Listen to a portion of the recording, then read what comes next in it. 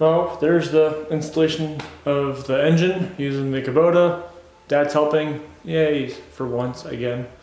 So it's mounted. Wasn't that bad. I made the mounts a little bit loose on the two bolts holding it to the chassis just so I get some more play to work with.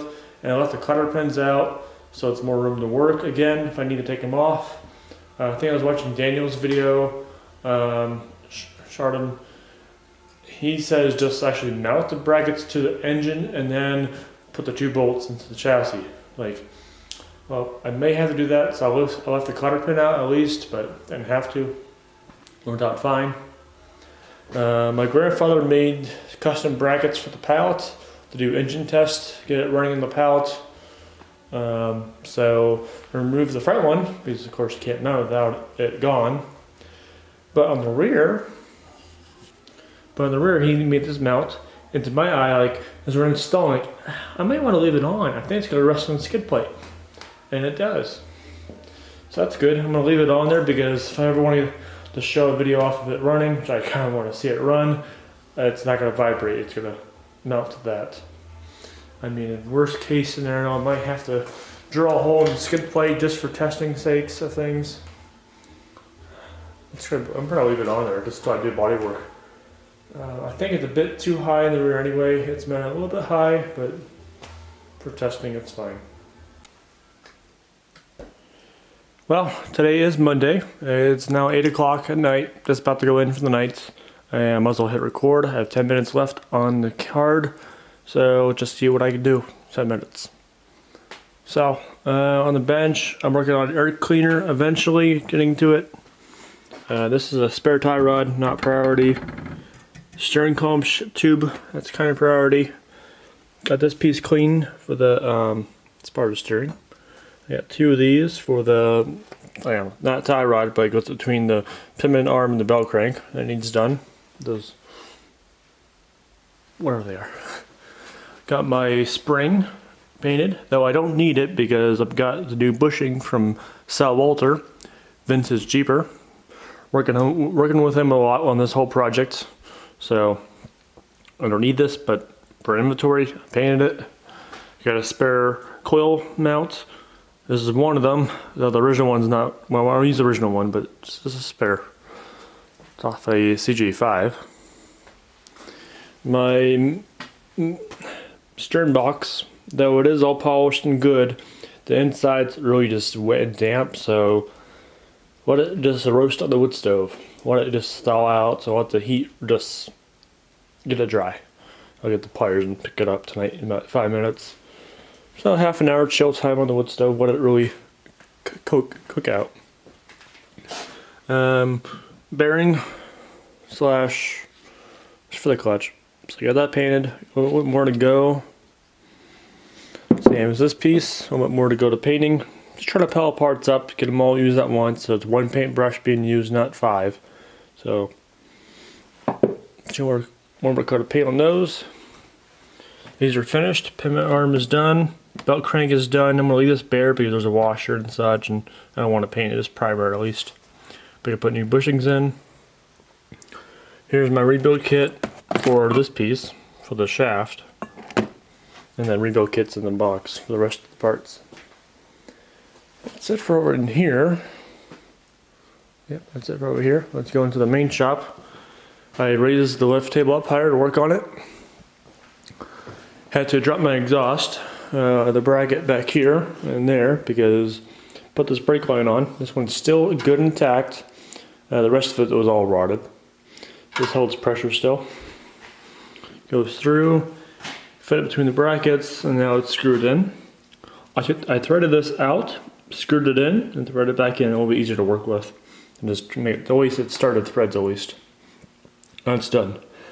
I don't like this master cylinder. I don't like it. Eventually it'll be dual master, but for now I hate it because I had to drill a hole. I had to drill a hole in the frame for that bolt. This bolt and this bolt had to wiggle, machine it out, so there's no true center. Just find a center. This bolt won't go back in. So this I had to take this bolt out because putting the brake line in, the original brake line in, it kept hitting this bolt trying to get it in. So take it out, put it back in. and I don't want to. So you gotta deal with that.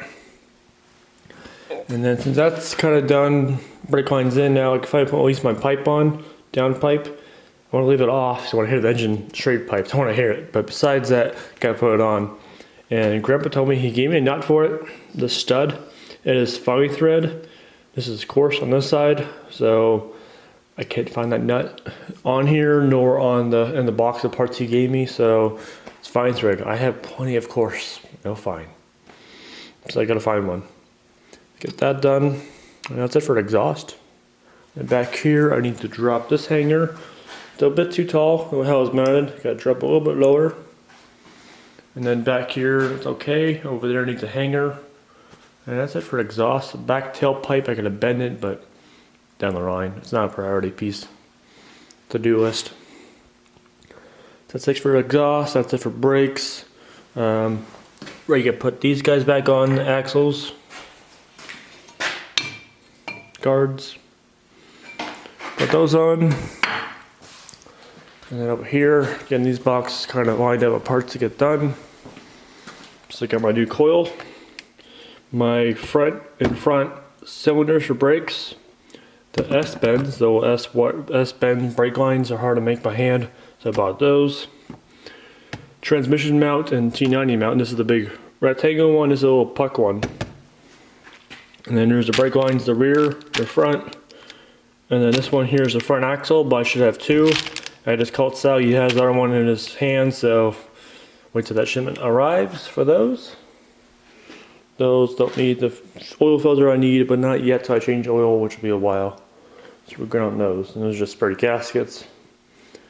I gotta do the one diff cover seal this week. This one, that's the front, D25. That needs done too, on the to-do list pile for the week. And that's it.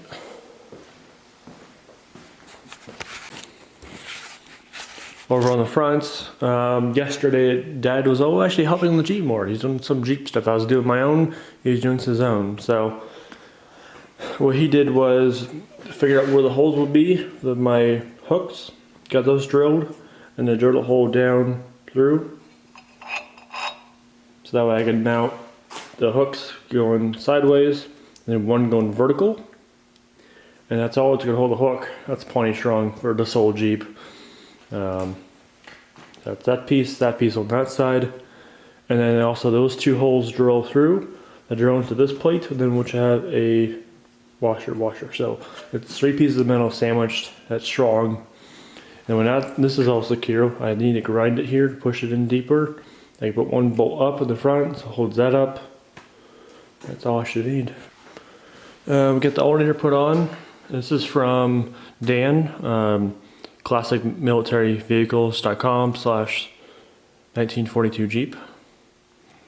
That's this $200 alternator with the brackets. The brackets were excellent. Dad actually was a bit complicated. No instructions had to look at Daniel's Instagram for his mounting, how it went on, but besides that, it goes on nice and easy to adjust. I asked other guys, but mine somehow did not come with a top bolt. It's fine, I got a whole bin full of hardware. That's all I was missing. The factory belt fits on nicely, easily, so that's all. My Big Willie engine mounts, pretty good, now I have a problem. I wish this mount, the base mount, was a little bit wider both ways. That way, I mean, it's not gonna help because the hole's there, but wish it was wider. That way I can get a socket on it, not just a wrench. But make it tight as you can by hand and then ratchet it, that's fine. So that's all for the mounts. Coil will go on this week. Hopefully get it running in person so I can see it run. Now I'm gonna slowly add on some mods, 3D print cable holders, splash guards, make some.